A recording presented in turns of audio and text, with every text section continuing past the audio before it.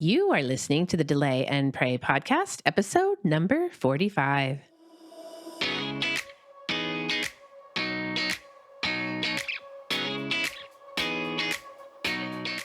Welcome to the Delay and Pray podcast, where certified Catholic and weight loss coach Beth teaches you how to permanently lose weight through spiritual fasting.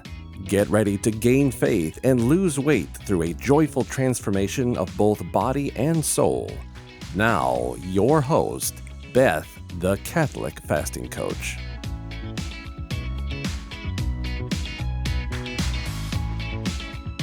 Hi, everyone. Welcome back to the podcast. Fall is in the air lately, and it is time to say goodbye to the summer heat and hello to those awesome, cool autumn days. And you know what? As I described in my last podcast, we had an amazing event called the Hungry for God virtual dinner party a week ago, and it was a hit. Perfect for fall. It was a webinar with a dinner theme and lots of great conversation with good food cooked up just right to stay in ketosis and then sugar burn a little, staying in the amazing phase of metabolic flexibility. And this is key to spiritual fasting. This is the state that keeps us spiritually fasting forever, and I can attest to that. I want you to listen into this episode where I discuss this fasting state as the key to staying healthy with Jay Richards, the author of the Eat, Fast, Feast book that is so very popular. I think you're going to enjoy it as one of the best features of the whole night of that webinar. Jay is a great speaker and so knowledgeable about the subject, and I want to share it with you today, right now. So without further ado, here's Jay. So Jay, he is this amazing guy who I've wanted to meet for a really long time. When I discovered his book, Eat, Fast, Feast, Heal Your Body While Feeding Your Soul. So we call it Eat, Fast, Feast, but the whole name is that. And it opened my eyes to the foundation of good food. And instead of dieting like the keto diet, he actually brought me to like intermittent fasting with good food and how it feeds both body and mind and soul, all of it. And so I just loved it. And so he's going to share his story with us, why the food on our plates is actually hurting us and how the ancient art of weekly fasting is old. And it's Catholic and it's wonderful and it's life-changing to our bodies and also to our souls. So we're going to talk all about the food.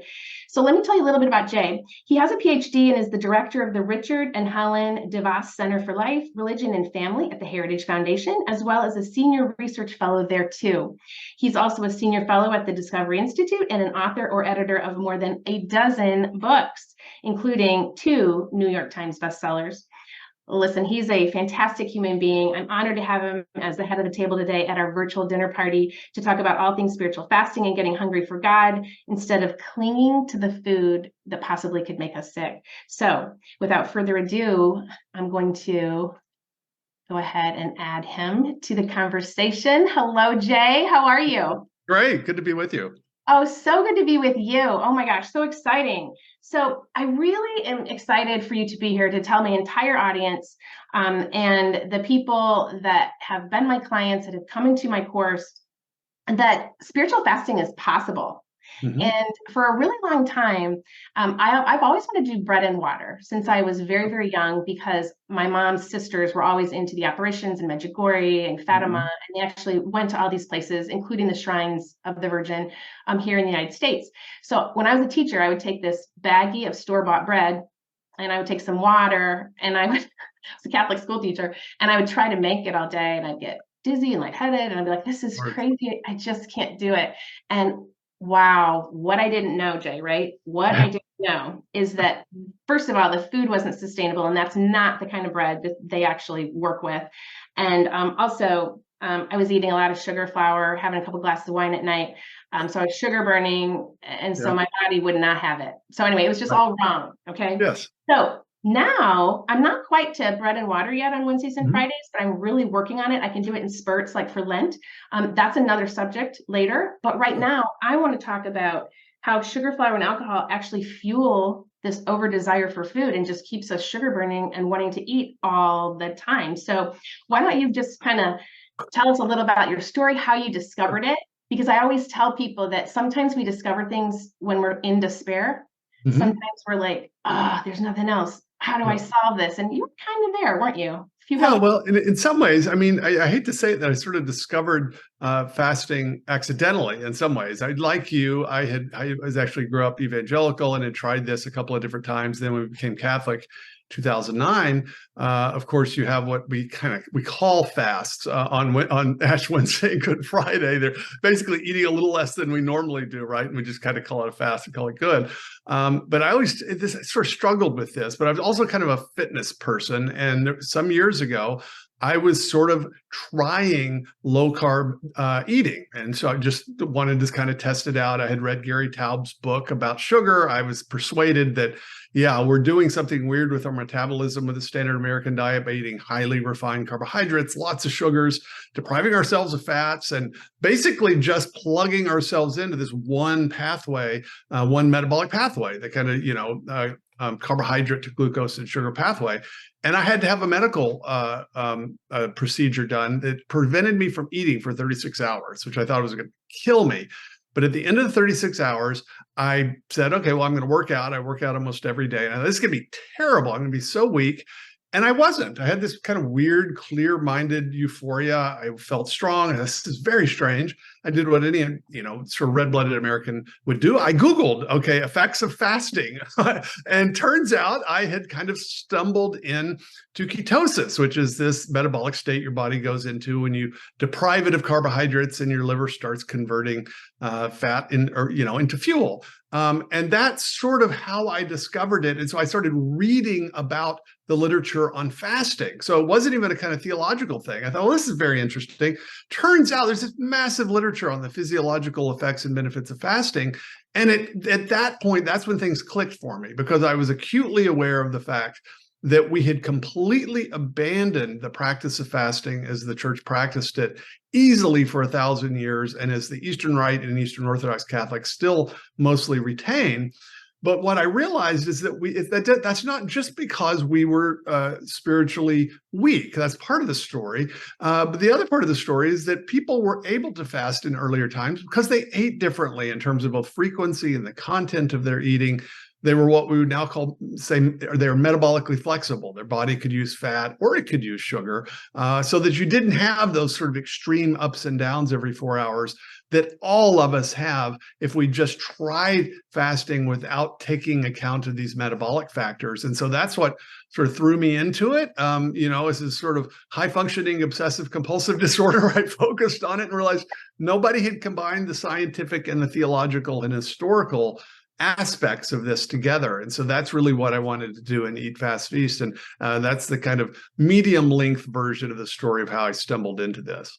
Oh, and I love it. I love it. And I read that. That's all in your book, Eat Fast Feast. And then what's so interesting is because of their diet, because of how it used to be a really long time ago, and they didn't have McDonald's, in the ancient times, and they didn't have these high fructose corn syrup and all of these things. They were actually able to fast on bread and water very easily, because the bread was also very good. It was whole, it was wholesome and nutritious, and made of spelt and, lower glycemic type of wheat, all of the things. Okay.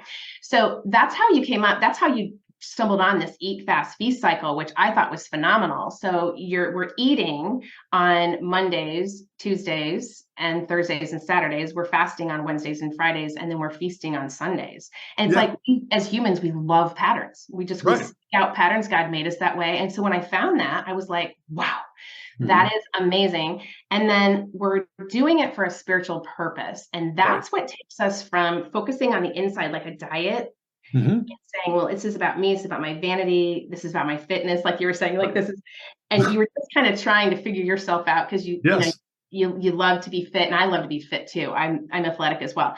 And so, and I always thought the fasting would hurt my fitness, but what I've learned is I actually get into like a euphoric state. In fact, when I'm coaching and I'm fasting, I have to be careful, because I'm so excited that I'm like talking all the time, and it's just exactly. No, I know. It's wonderful. So that's interesting. And so this is what I was missing, and a lot of people are missing, is the metabolic flexibility. So let's talk about that. Whereas you are fat burning, most of your eating days, and you're not consuming a lot of sugar, flour, alcohol. And Right. then on Wednesdays and Fridays, you're fasting a little bit more. So Mhm. you can trim down your meals, you can trim down the food at the meals, you can actually lengthen your fasting window, Right. shorten your eating window, and then you have this normal Saturday and then feasting on Sunday. So let's talk about that eat, fast, feast cycle that you have in your Yeah. book. And then I just clamped right onto that. That's actually what made me successful. Yeah, that's great. I mean, and so we're talking about the sort of weekly time scale of fasting, and the genius of the liturgical calendar and of this ancient practice is that there's a kind of eat, fast, feast cycle at different scales. And so you have one actually every day. So there's the time in which you don't eat, which is your fast, the time in which you eat, and you can change that. As you said, you can change the eating window and the fasting window. So that's the sort of daily scale. Then you have the weekly scale, in which some days you're maybe eating more regularly, other days you're fasting, other days you're feasting. Then you have these seasonal patterns that are much, much larger. Of course, Lent for Western Catholics, it'd be mainly Lent and Advent, in which it's not a strict fast in the sense that you're not eating, but you're doing kind of these huge abstinences of food, and then adding more fasting in that. And then something that's almost completely dropped out of people's memories are these Ember Day fasts, which land basically at the joints of the four seasons. And so you see what's happening is that you have a pattern. It's just like the liturgical structure. There's a pattern, but there's also variation in it. So it's not a boring pattern like, just tick, tick, tick, tick, tick over and over. It has a repetitive nature, but it also has this variation across different time scales. And so what's wonderful about that, if you're thinking about it metabolically, there's a pattern that you can get used to, but it's also not the kind of destructive pattern that would cause your metabolism to downshift, which is what the sort of calorie depriving diets inevitably do. And so, it's not as if people thought, well, let's come up with this fasting scheme because it will be better for us metabolically. Rather, this is just how people ate. There was food part of the year and not a lot of food other times. They didn't have the standard American diet with really a lot of processed sugar. And then they had this pattern that kind of overlaid that. So they had to fast and sacrifice. But because of that metabolic pattern that they had just participated in because of the normal situation of their lives, it wasn't torture. And I think that's the key thing. Fasting is meant to be a sacrifice. But if it's torturing you, if you literally can't do anything but think about food, it's not going to be a spiritual discipline. You're going to be fixated on your hunger. And so that's why I always knew there's something we're doing wrong that's turned this thing from a sacrifice into torture. And that's really what the pattern that I lay out in the book is designed to do, to just help you learn to do it as a skill so that you can actually use it as a spiritual discipline as opposed to a distraction. Oh my gosh, yes, absolutely. And what's interesting about it as well is when I first read your book, in my life coaching just experience and in my schooling with two life coach schools, and I have a Catholic certificate, and then I have a weight loss and just a secular life coach school. Yeah. What I learned that we have unconscious thoughts that we don't even know we're thinking, and so I have this diet mentality that was so sunk in. To my brain, Right. that when you said, don't worry about not restricting your calories, you just want to eat really good meals between, if your eating window is 6 hours or 4, Yeah. just eat, not sugar, flour, alcohol, but like No. really good wholesome food, but don't worry about restricting, because like avocados they're very high in calories. They're very fibrous. They're the best. They make me lose weight, actually. And so it was really hard for me to shift into that I can eat really wholesome, wonderful food, and actually a lot of it. Like I have salad. Yeah. I'm not going to show the salad yet because the salad is the next course, but I'm staring at it and it's huge and I can hardly finish it. But what's happened is when the 4-hour windows where I actually like really feel great, and I do that like every once in a while, every like Wednesdays and Fridays for sure, if I'm not doing just one meal, but that I love that fast. So it's the 20-hour fast, the 4-hour eat. I mean, I'm not hungry for 20 hours. In fact, I have to be, it's amazing. And then I play with my fasting and eating windows all the time to see like what's going to work for me. And like I sit before you guys and I've had one meal today. I'm full. So I didn't even put dressing on the salad because I'm going to eat it tomorrow. But it's like, it's just a very interesting thing. And we have to the next segment, we're talking about mindset work and Catholic mindset coaching with Lisa Canning and Erin Ingold, because we have to work on these unconscious, like, just thoughts of diet mentality, fitness, everything you've been taught your whole life. Like you and I were always taught you should be eating all the time, or you're going to die. You don't want your body to go. Don't go into starvation mode. Eat 6 small meals a day. Absolutely. Yeah, and that never worked for me. And I was like, no. I mean, basically, you're training your body to need to eat every 4 hours, and inevitably, the reason you're doing that is because you're probably depriving yourself of fat as well, right? And so this is the other thing you said: the advice to eat plentifully during that eating window, but also telling people eat a lot of healthy fat, right? That freaks people out because we've been indoctrinated that fat is bad. And I, for a long time, thought it seems unlikely that something that every human culture has been consuming for thousands of years is actually sort of deadly. It seems like we would have figured this out. But these weird industrial products that we created, waste products like cottonseed oil, that's a good kind of fat, and all this kind of industrially refined and pulverized, essentially sugar. As soon as it touches your lips, that's what you're supposed to be eating. I mean, looking back on it, it seems crazy, but a lot of that stuff, if it's been drummed into you, just getting that out of your head so you don't feel transgressive when you, like you said, eat 3 avocados with a bunch of olive oil. That can seem crazy if you've been restricting fat for 20 years. Yeah. And your palate changes. So that is one thing I did notice. This takes a while. So in my Delay and Pray group coaching experience, the coaching program, I take them through like week after week after week, and mine's a 12-week module. Your book is cute because it says this is easily done. And so, but then you get to like the 3rd or 4th week and you're like, it's very hard. So I couldn't do that for a couple years, but now I'm doing it. And we are actually, my group is in St. Michael's Lent right now. So we're actually discovering these new Lent. It's not new, but we're actually, and we're fasting as a community for miracles, for spiritual purposes, for the world, for the nation. And we're doing it with a bit of discomfort that's mostly in our minds, because we have our eating times, like, right, there's dinner time with our families, there's breakfast, so we're at work and there's a break room, and it's really just what's available and what we're used to. And it takes a lot of discomfort to coach yourself into, I have a 4-hour window today. Like my favorite one is like 1 to 5. And so, and my husband doesn't get home till like 7. I just sit down with Pellegrino with him and I have dinner. And he's like, what's happening? And he loves it. He's like, that's fine. Like, it doesn't even, and he likes his to be a little bit different. And it's just beautiful. And so in this great experiment of spiritual fasting, which the world needs so badly, it's really about looking at your food, looking at your eating regimen, and just kind of, just renewing your mind as to how your thoughts are going about what you're eating and how and when, and just removing all the obstacles and stopping blocks from the spiritual fasting, which is totally possible. It's possible. Yeah, absolutely. And you're doing it as a community. I mean, that's the key thing, because of course, I say in the book that we sort of lost fasting as a church. We lost it. It's sort of the death of 1,000 dispensations, in which would be an exception here, an exception there. And pretty soon no one's fasting, and they can't even imagine fasting. And people have asked me, well, wouldn't it be great if the Pope just would say, okay, we're going to just sort of implement these things again? I said, well, yeah.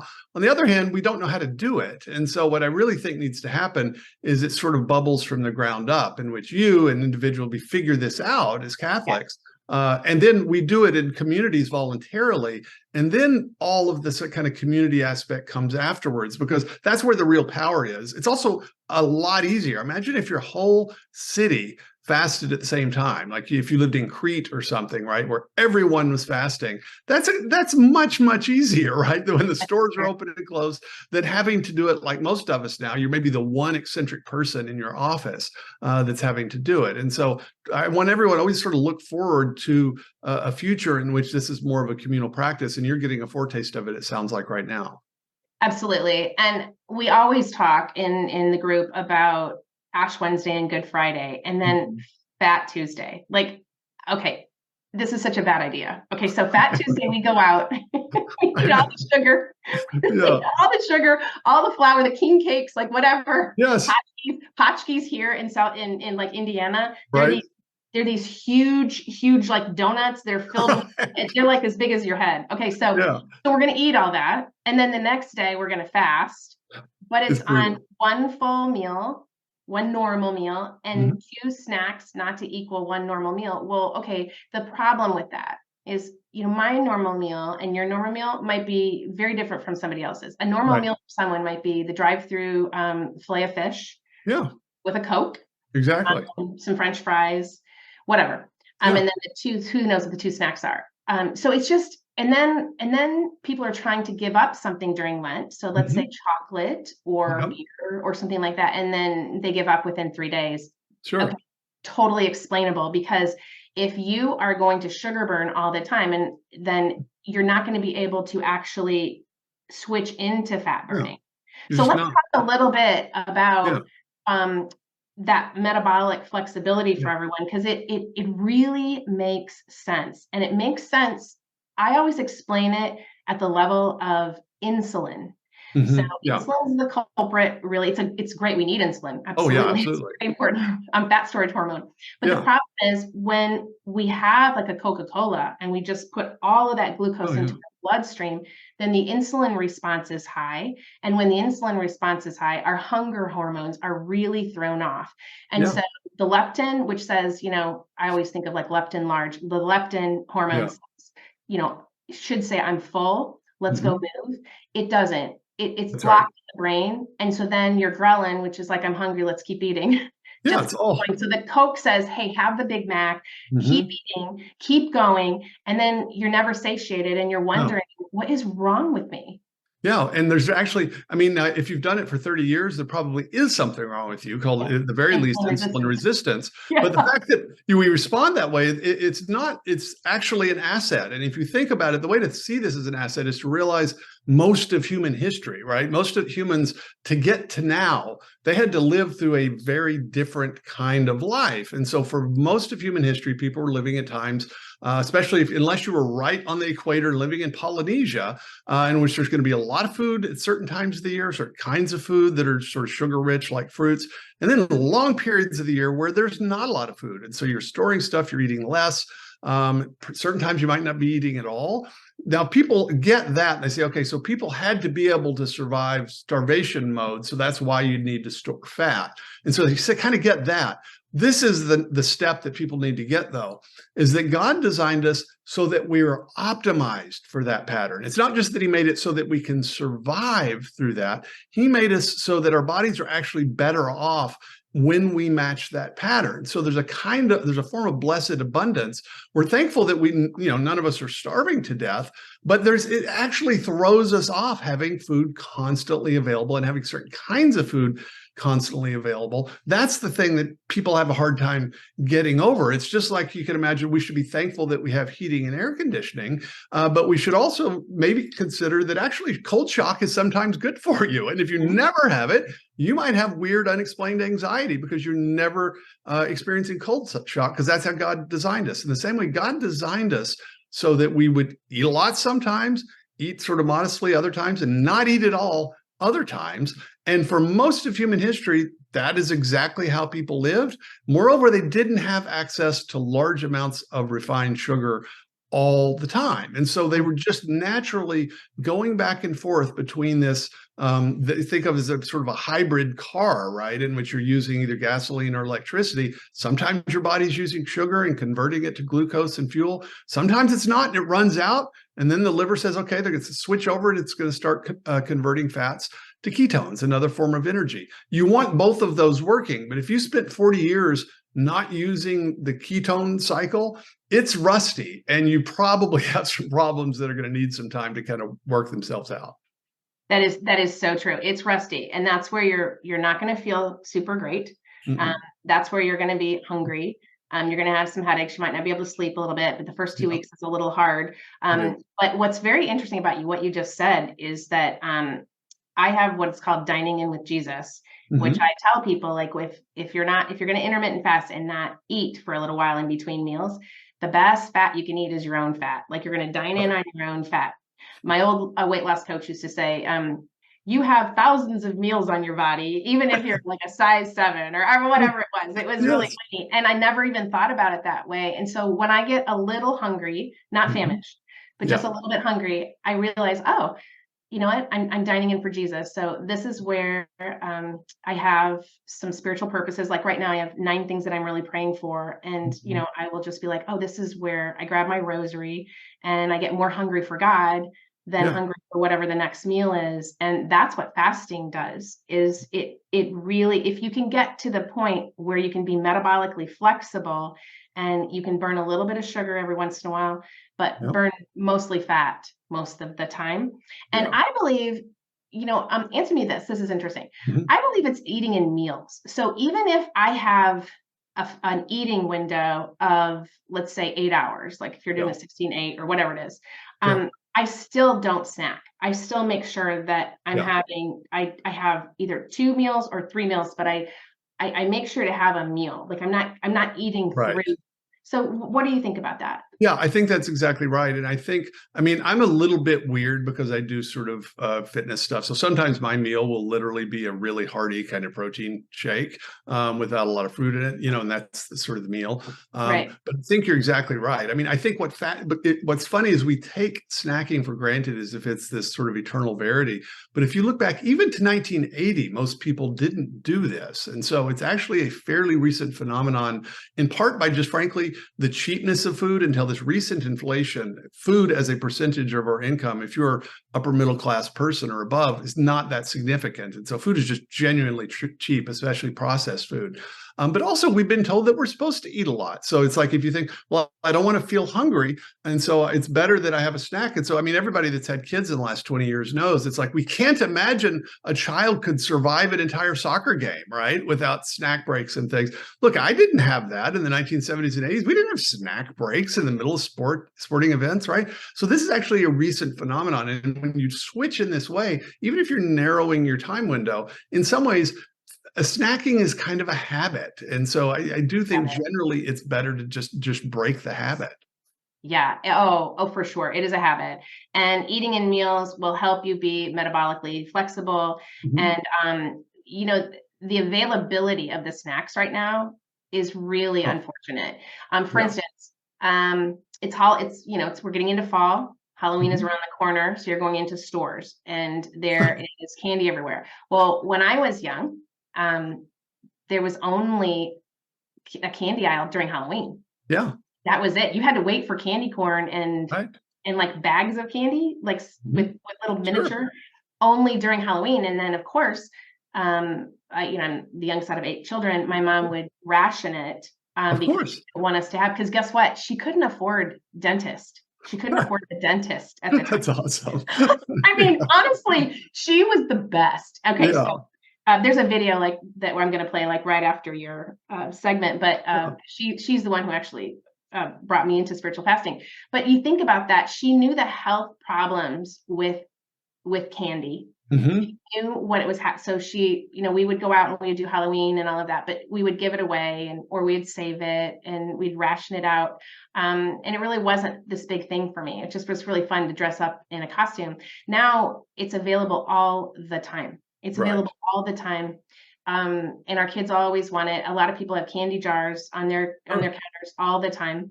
And it's unfortunate because they say addiction, one of the things with addiction is just having it available. Sure. And so we have to kind of look out for that. So one of the first things you say in your book is clean out your mind, and you say clean out your pantry. Yeah.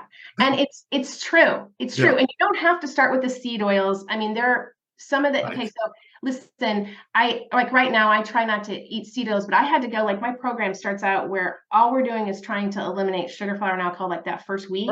And you can eat all the time if you want. If you want to do like salted cucumbers all day long, do it. But you're just trying to kind of clean out the sugar and the flour. You're trying to figure out your, I call them runaway foods, which means we all have our runaway foods. Some people it's gummies. You could put gummies on my island all day long. I wouldn't touch them. I don't like gummies. Same. I could care less. Yeah, they would just get hard and pretzels there. Yeah, for me, it's corn chips. For me, it's like I can sense it. I can sense a bag of corn chips in the house somewhere. Yeah. Or chips and salsa. Yeah. Yeah, exactly. Phenomenal. Yeah. So these things, like, I just don't buy them anymore. But at Sure. the beginning, it was hard. I wanted to keep them in there. I was Mhm. thinking, I'll be fine. Everything will be okay. And that's why everyone, it takes time to get here, because you're going to go into those snacks. You're going to be like, oh, shoot. Mm. Okay. And then you realize, all right, I just have to eliminate them for a time, and I can have a little bit on Sunday. So Right. the way that I love your program, because the Wednesdays and the Fridays I fast for the Blessed Mother, Mhm. and I know that bread and water is the best fast, but I don't always do that. But I usually can get to one meal, and even Fridays I'm really excited. It was really hard for me to give up alcohol, because Mhm. coming from a Catholic family, a couple glasses of wine. I mean, Sure. Yikes. 3 light beers, a couple hard Yes. seltzers. I mean, I'm not saying all of it. I'm just saying just Yes. 2 or 3 Something. drinks. Uh-huh. And that was my hardest time, and I haven't had a drink on a Friday night except for one time I planned in February in 2023. So we were Wow. on vacation in February, and I planned it because I was like, "There's no way I can get through vacation without a couple drinks with everybody." Right. My sister was there. We were having so much fun, the whole family. Yeah. And then I drank it, and I was like, it's. I would have rather had my little pear mocktail. I know that Okay, sounded really good, by the way. it's yeah, and it's such a cheat because there's so much sugar in that Yeah, it sounds but like. it's okay. It's actually, at Oh, least it's a little more healthy than, than whatever. But yeah. I had to change my habit of Right.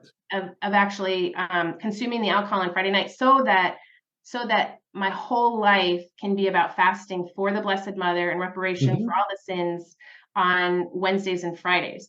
And what I used to do was say, okay, I can't fast on Friday because I want to drink on Friday. And then of course Friday night is a pizza night. And then Yes, of course, and so then I would say to the Blessed Mother in adoration, do you mind if I just move it to Thursday? no, it's exactly, you're reverse engineering from it. You need to go the other way. Yeah. And my question to you is, do you think I Yeah. was attached to this food? Yes. I mean, and that's what we do. We're like, oh, it's not possible. Like, oh, I do pizza and beer on Fridays, or, Mhm. Oh, oh, yeah. How can that be? And I can tell you for me, and so, I've been at this a while. And so normally on Wednesdays and Fridays, I actually don't eat until it's basically one meal a day, usually on Wednesdays and Fridays. And I actually, because I'm sort of habituated to this, will very often go to until dinner, even on other days, but then I'll just eat like crazy after I get home. But I also realize that everybody's not doing this. And so, like, if I'm on a vacation, or not a vacation, but a work trip in which I realize, okay, there's a special event, a special meal or something, and I'm going to mess everybody up, I will shift it for that reason. I'll say, okay, I'm going to do Tuesday and Thursday, or Tuesday and Saturday this week, just because, I'm accommodating them, but I'm not reverse engineering it because of something that I wanted to do. And I don't, and especially if something like you're with a group of people that are not Christians, it just, in some ways, it can be off-putting to them if you're sort of doing this. And so that's honestly what I do. Different things work for different people. I absolutely try to keep at least 2 days a week, though, where for me, I basically do one meal a day. And then I don't eat it all on Wednesdays and Fridays, actually, during Lent. So I do the mhm. 36-hour thing. But I mean, everybody has a different capacity and different calling on that. But I do think it helps to kind of lay down some basics ahead of time. So I love that. And that you make a really good point, because I do that too. So normally Wednesdays and Fridays now are my meatless days, especially Mhm. Fridays being penitential Fridays. Yep. And I do fast either one meal or bread and water, or sometimes nothing, like during Lent, like you said. Mhm. But you're right. Like, I live on a lake. So if I have a bunch of people coming, a lot of family on Friday, I will do something else. I'll move it to Thursday with my meat and everything, and I'll Mhm. join in on Friday. I don't do the alcohol, only because that is something that I just don't want to break my streak, Yeah. because it's really important to me. And it's now, Mhm. Fridays for me now are like nothing. Like, the Yeah. Friday comes and I don't want it. But what's really interesting about the exercise, Jay, is that one of the things I've noticed about my fast, if I want to fast and I want to eat, and I have a habit of something like tortilla chips in the evening, because that was a big thing Mhm. for me. My husband and I would snack. We'd have a glass of wine and some tortilla chips, and salsa. It happened easier if I was moving. So what I would do is I would take a long walk outside, or even I would Mhm. just go downstairs and do some planks. And I Yeah. would get some natural endorphins and natural dopamine, and Sure. would come back up, and I wouldn't want the wine and the tortilla chips anymore. And there's a correlation there, isn't there? Yeah, there is. And in fact, I honestly think a few years ago, where I work at the Heritage Foundation now, and I moved into a new part of the building. We're under construction. And we have these standing desks in which you just push a button and the entire desk, a big desk, goes up. And so I stand at home normally at my desk. I'm not. I got moved to my daughter's bedroom because my wife's working downstairs with a student. But I stand when I work. And I actually have a kind of an uneven standing pad so that I can't stand still. I'm moving constantly, and I'm absolutely convinced that it's like I'm working and I'm kind of moving constantly, and it just honestly doesn't occur to me, oh gosh, I should go have a snack, or I should really take a break and go eat something. And I think it's because I'm doing something with my body. It's true. We have to move. And then, of course, that leptin that says we are full, we should move, the more we use it, the less we eat, the more leptin we have, the more it says we should, we're full and we should move. We're full and we should move. We're full and we should move. And it's just this interesting pattern that you have to shift into. Definitely. And I just love it. So everyone out there, you can exercise while you fast. Absolutely. It's amazing. I mean, you should. Jay and I are not doctors, so you should no. definitely be under a doctor's care. We're not saying that you should do this. I'm under a doctor's care for sure, but only for annual physicals. That's what fasting has done for me. My blood work is phenomenal. And I just do annual physicals right now, and I'm in my late 50s, and it's really, really amazing. So we've got this regimen, and here's the other thing that people really have a hard time with when they come into my program is the feast. So we get to the feast and we overeat, and that's okay. That it's how the beginning is, because we really feasting in America is like Fat Tuesday. Yeah, until you're distended. Yeah, exactly. Yeah. That's not what it means. Yeah, because I said what we do, we've actually lost the meaning of feast because we eat too much all the time. And so then on a feast day that we feel like, okay, well, what is this? Well, I'm going to have to go over and above. When in fact, if you think about it, think of Northern European history, or thinking you're living in 1100, right? If you're close to a subsistence farmer, if you're going to have a feast for Easter, that really means you're going to abstain and eat less for a while, so you have extra to be able to eat. And so your experience of that, the abundance, is going to be completely different. But when I, in the book, I say, when I'm talking about, say, the mini feasts, during Lent, I say mini feast because what that means is you do something you wouldn't normally do, and you eat sort of indulgences you wouldn't normally eat. It doesn't mean that you make up for like all the caloric deficit of the previous 6 days on the seventh day. I mean, I've got a friend, and I don't want to give the kind of details because people could figure out who he is, but he's a really good guy. I mean, he's a very big guy. I mean, very tall and just a large person. And I'm sort of his personal coach on this. And so he finally started doing it. But he has a very hard time like limiting carbs. This is just really impossible for him, but he finally did it. But then, he remembered I had said feast. And so he was doing this, and then he called me and said, I'm having a real problem. I don't know what's happening because I lost a few pounds and now I'm back, and I'm struggling with it. I said, okay, tell me exactly what you're doing. Okay, well, what he was doing exactly is he was making an entire loaf of bread, which he ate by himself on Sundays, right? An entire loaf of bread. It turns out he ate it in about an hour and a half too. It's like, okay, well, that's not really the idea. Unfortunately, that's probably overdoing it.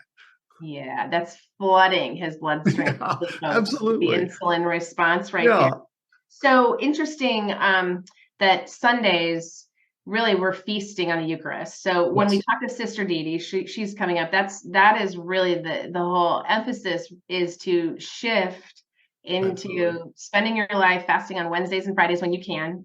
Sometimes we have to shift, like you said, like if we're on vacation or if we're traveling, that's fine. But on an average basis, trying to constrain your life into really fasting for others on Wednesdays and Fridays. And it just makes you feel good. It gives you a mission and a purpose. I've never felt younger in my whole life than now, because my spiritual purpose is outward. It's for others. It's for the nation. And I'm not worried, because I know that I'm fasting and praying, and that's the one thing I know I can do.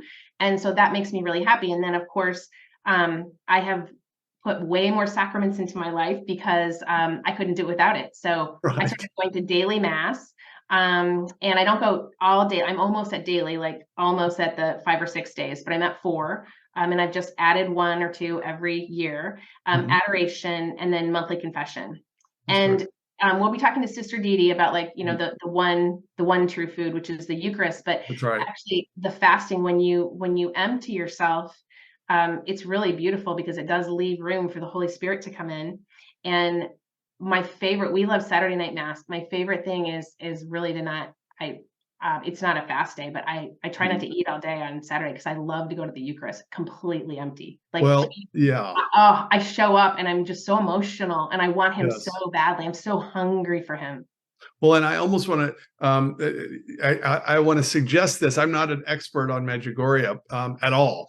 And I constantly get asked about Medjugorje apparitions and the bread and the water. But I would like to just suggest the possibility that the perfect fast of bread and water is actually referring to the Eucharistic baptism. That's the primary meaning of those things. We have examples of this, and we literally have examples like St. Catherine of Siena, who managed to live miraculously just on the Eucharist. But I think that's more of what that's about than a kind of literal, okay, here's the way to kind of survive a 24-hour fast. It's like, look, if what fasting is supposed to do is it's supposed to empty you so that you can be filled with something else. This is not a kind of Buddhist, extinguishment. It's an emptying of a particular thing, a particular good. Food is a good, it's not a bad. And so you're abstaining from something that's a good, presumably so you can be filled with something else. And I discovered that too. I discovered that I have to have the Eucharist on Wednesdays and Fridays for sure when I'm fasting. It gives me the grace to keep fasting, keep my fast, to do the right thing, to give up the alcohol, and just keep going with him in mind and praying and getting closer to God. I have this mug here. It says Beth, the Catholic fasting coach, and then on the other side it says he must increase, I must decrease, John 3:30. And then we're putting it literally under there, but we got to get a bigger mug so it wouldn't fit. But anyway, so that's actually what happens is as we let him increase in our lives through spiritual fasting, then we decrease in this permanent weight loss, which is beautiful. I've started weightlifting. I've started getting closer to him, spiritual reading, all of it, helping others, volunteering more, like doing things, because you do have to fill your time, because guess what? We eat a lot and we watch Netflix and stuff a lot, and we don't even realize we're stuck. Oh, yeah.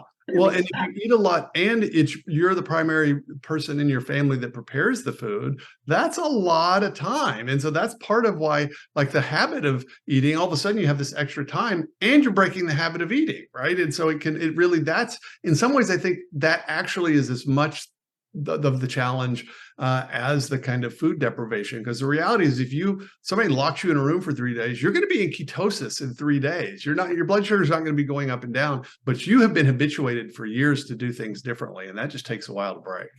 It really does. And that word ketosis, it gets a bad rap. Sure. It sends people into like a diet mentality. And I'm like, you guys know ketosis is so good for you. It's so good for you.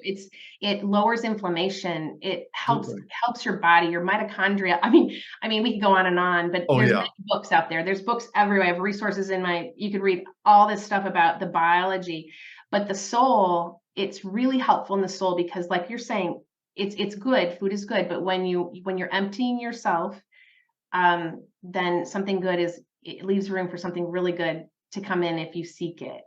It's beautiful. That's exactly right. It is. And for me, and the key thing, I just want to make sure that I make this point, is that, of course, Catholic theology and Catholic anthropology is so important, because human beings are not ghosts trapped in meat suits, right? We're not just a bunch of, and we're not just material, and we're not just spiritual. We're this unique unity. We're fully spiritual and fully material. And so we should presumably have spiritual practices that do both of those things. And so that's why prayer and fasting, I think, are meant to go together, because prayer, though we do some things with our body, is mostly something that's happening in our minds and our souls. Fasting, we're literally bringing our metabolism and our cells and our hormones to bear. We're marshaling those for spiritual purposes. And so it's a perfect kind of spiritual practice that represents this fundamental Christian truth, which is that humans are fully spiritual and fully material at one and the same time. Oh, I love that. And in fact, that's what we're going to talk about in the next segment with Aaron and Lisa, because it was really going through the Metanoia Catholic life coaching school that I really learned the anthropology of the body soul composite. I had Yes. no idea exactly what it was. I took theology of the body classes for sure, but the way that they presented it was so phenomenal, and it made the whole spiritual fasting just it totally brought it alive for me, Right. And so you're so right. And I think a lot of people don't understand. A lot of Catholics don't. They separate body and soul. They're like, this is my Oh, body. absolutely. Here's my soul. And Yes. that's the thing. So I know we're coming to the end of our time, but I just want people to know, and maybe you can kind of chirp in a little bit about the culture and the degradation just of the body itself, that people think Oh, yeah. we can separate this from God, and we can't.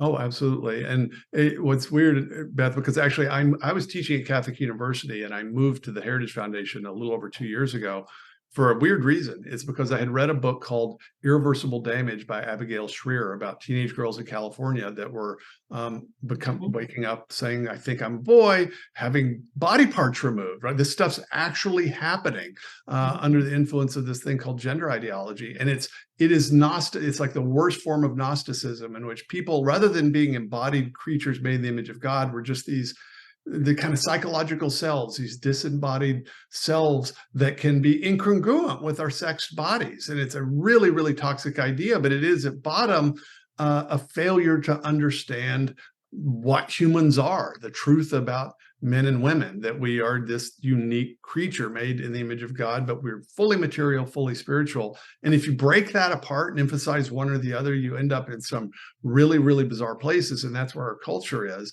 And that is why I think, honestly, I think God is calling the church to a renewed interest and vigor in fasting, precisely because it brings us back to the embodied nature of our existence.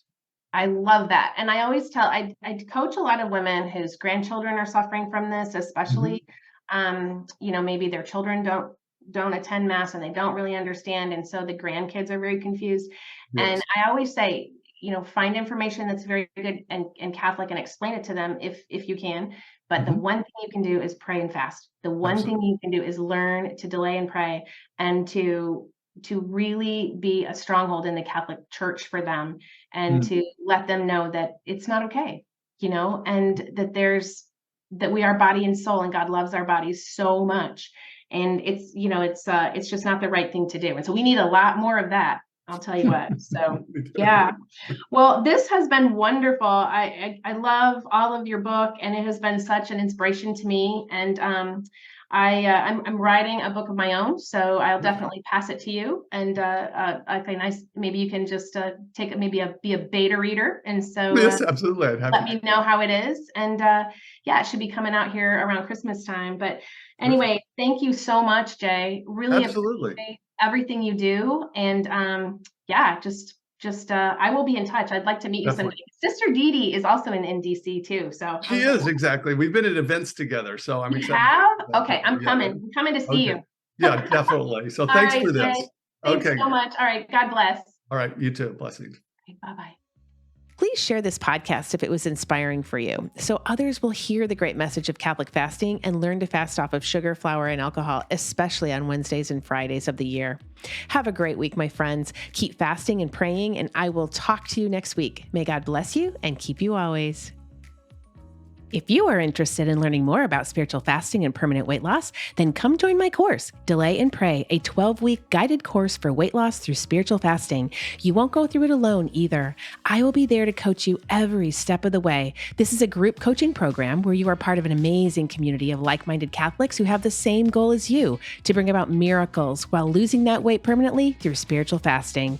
Your purchase includes an online course detailing what spiritual fasting is, how to do it, and all the tools you need to get you the results you're longing for.